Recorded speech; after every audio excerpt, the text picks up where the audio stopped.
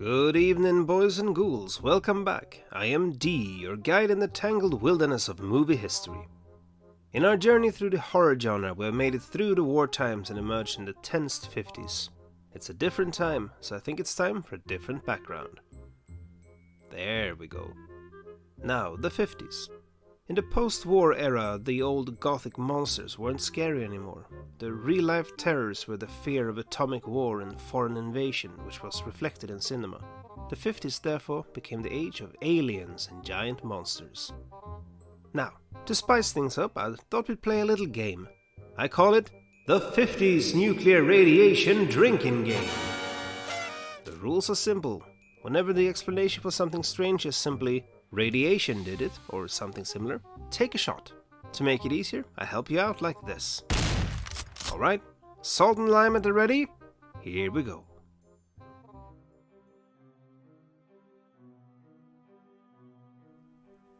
The Beast from 20,000 Fathoms is one of the first noteworthy giant monster movies, which we'll see more of later on. The monster here is a prehistoric lizard awakened by a nuclear explosion. The legendary stop-motion artist Ray Harryhausen provided the effects, and this is, from what I've heard, the movie that really got his career going. Quite understandable, because the effects work here is gorgeous. The Beast from 20,000 Fathoms is not often talked about these days, and I think that's a shame. It is both impressive and entertaining, and very much a sign of its time.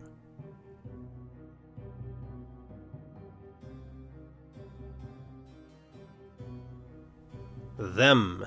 This was the movie that, once upon a time, got me interested in older cinema. Giant ants are the big obstacle here, caused by, you guessed it, radiation. The movie keeps a relaxed pace and is not afraid of building suspense. The first ant is not revealed for almost half an hour. Instead we see their tracks and the destruction they leave behind, and we hear their eerie calls echoing across the desert.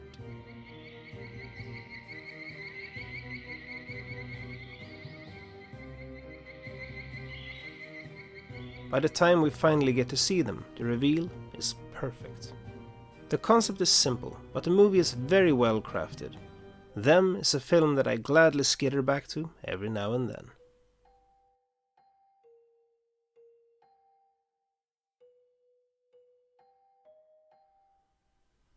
The Thing from Another World is a classic-style monster movie about a team of Arctic scientists that discover an ancient frozen spacecraft.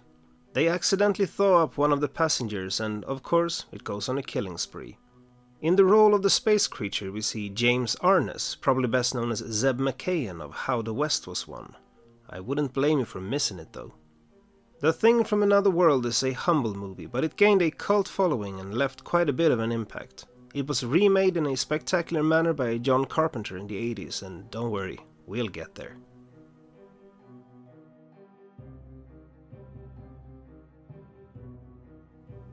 Fiend Without a Face, a movie about murderous brains that crawl around strangling people. It might sound weird, and it is, but it's presented with a straight face and it has the effects to back it up.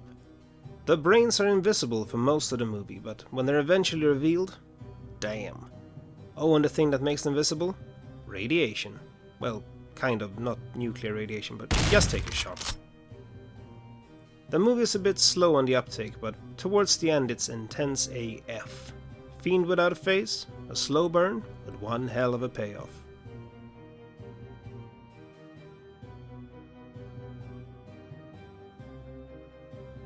When you hear the title The Fly, odds are you think of the David Cronenberg remake, but this is the original and it's just as good.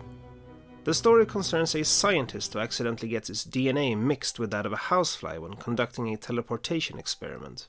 It happens early on in the movie, but we don't get to see the results until much later as the character spends most of the time hiding under a towel. The suspense builds like crazy, and when it's uncovered at last, woo, that got me the first time. The standout actor in this is easily Patricia Owens. She has the most screen time and the range of emotion she goes through is quite impressive. Just the fact that she can hold her own in the overbearing presence of Vincent Price is no mean feat. There were 2 sequels to this, but they were more of the budget variety. Among other things, they were in black and white, whereas the first movie was in color. So feel free to ignore the sequels, but do yourself a favor and watch the original.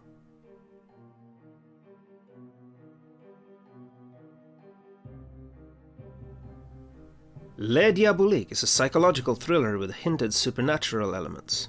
It was directed by Henri-Georges Clouzot, often called the French Hitchcock, and that's a very fair comparison. The story involves two women who cooperate to murder the abusive husband of one of them. Soon thereafter, strange things start to happen. Are they being haunted by the dead man's spirit, or perhaps just by their own guilt? I won't give the ending away, but let's just say that there's enough twists and turns to throw most anyone off the trail. Les Diaboliques is a first-rate thriller of the kind that you won't forget anytime soon. But I haven't had anything to drink in ages now, so let's move on to something more 50s-like.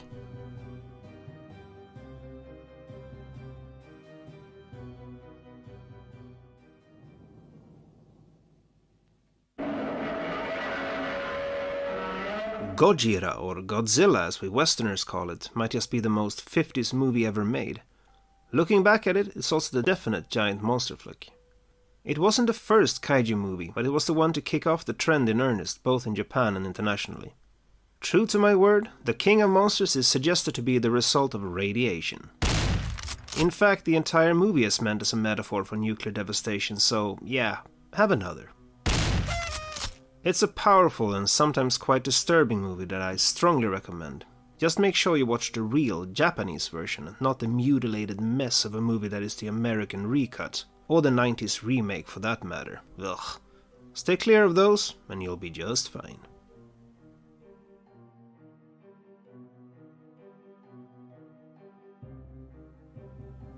In stark contrast to the aliens and mutants of most cinema at the time, British Hammer Studios made a big splash in the late 50s with their vibrant color remakes of the old classics. Most famous are probably their Dracula movies, which made a star out of Christopher Lee, but my choice for sure is the 1957 Curse of Frankenstein. The Doctor here is played by Peter Cushing, potentially my favorite actor of all time. Most versions of Frankenstein portray the Doctor as misunderstood or regretful, but not this one. Now he is emotionless and coldly ambitious. He only cares about results, ethics be damned. Victor, where is this brain to come from?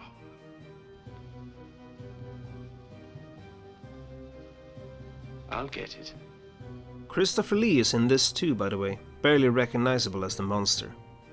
Hammer Studios reinvigorated the genre in ways still evident to this day, and Curse of Frankenstein is their crowning jewel.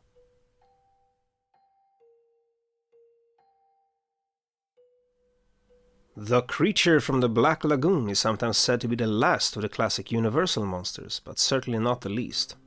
It's a quite sad movie really, at least when seen with modern eyes. The creature, or Gillman as it's often called, is actually not a monster at all. He's just an animal, acting mostly on instinct while protecting his territory. I mean, it's hardly his fault that those pesky scientists insist on trespassing in his lake, is it? The most impressive part of the film are the underwater shots, where the actor had to hold his breath for sometimes minutes while wearing the suit. Genuinely impressive, and with a message that had gotten more relevant over the years. The Black Lagoon is still worth a dip or two. So how you guys holding up? We're almost at the top of the list now, but first some honorable mentions. Invasion of the Body Snatchers, a creepy tale of aliens replacing humans, quite potentially a metaphor for communism. It's a good movie, so go watch it, or maybe one of its 800 or so remakes. The Blob is a fun little flick with a substantial cult following. It has a bit of a tonality problem with a scary enough premise but a somewhat goofy presentation. Still a decent film. The Tingler is a pretty good movie too, but it's a strange experience. Very gimmicky and meant for interactive theater viewings. It was directed by William Castle, who was known for things like that. Another movie of his worth checking out is House on Haunted Hill. This one's not quite as gimmicky, but still playful and generally tongue-in-cheek. Has a couple of really good scenes though. Now, we've seen a lot of monsters on this list. Big ones, little ones, new ones and oldies. But for the number one spot, here's something a little bit more human.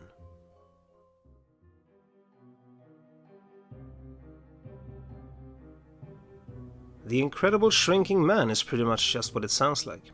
A man is exposed to a strange fog and promptly begins to shrink, which leads to an impressive journey into a changing landscape where everyday objects increasingly become threats and obstacles. More importantly, it's an insightful analysis of the social and psychological aspects of the situation. We get to see how people start treating him differently and how his self-image gradually disintegrates. If you want to read this as a metaphor for mental illness, that is quite viable. But even without doing so, it's a great movie. Not to spoil the ending, but it's philosophical and open for interpretation. In my humble point of view, one of the best movie endings I have ever seen. Oh, and that strange fog bank from earlier? Radioactive. Ha! Gotcha. And that was my pick for the top 10 horror movies of the 50s. Can I just take this moment to say that it's a damn shame that radioactivity doesn't do nearly as many fun things now as it did back then. These days it simply kills you, which is just lazy. Oh well. Next time we hit the 60s. Join me there as our journey towards Halloween continues. Thanks for watching. Catch you on the flip side.